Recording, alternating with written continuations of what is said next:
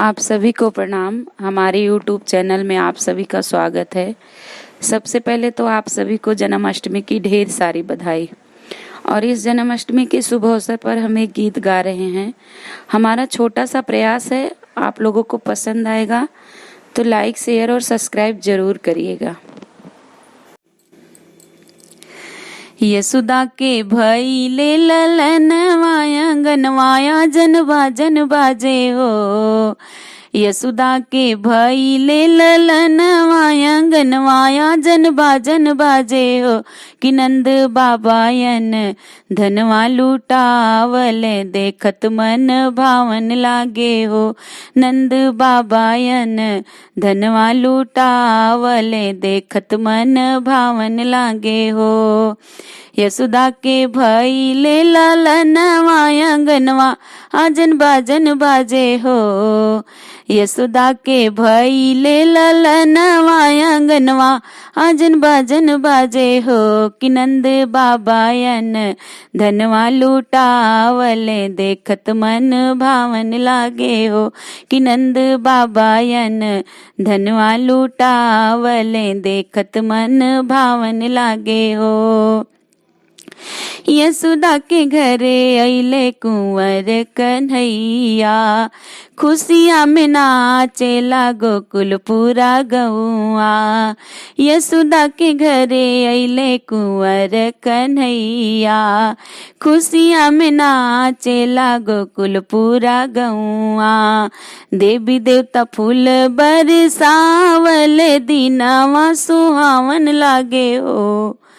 देवी देवता फूल बरसावले दिनवा सुहावन लागे हो।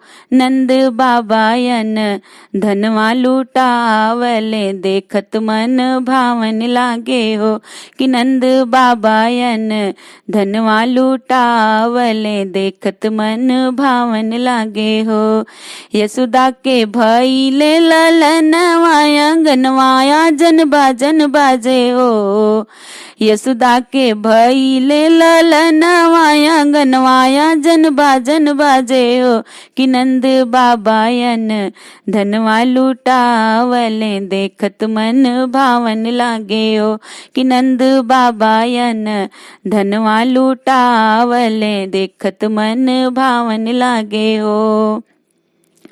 भादो के महीना मध्य रात अरिया, कृष्ण पक्ष अष्टमी तिथि के अइले नगरिया। भादो के महीना मध्य रात अरिया, कृष्ण पक्ष अष्टमी तिथि के अइले नगरिया। शीसे मुकुट गले हार सुन्नर सुन्नर पहिरावन लागे हो।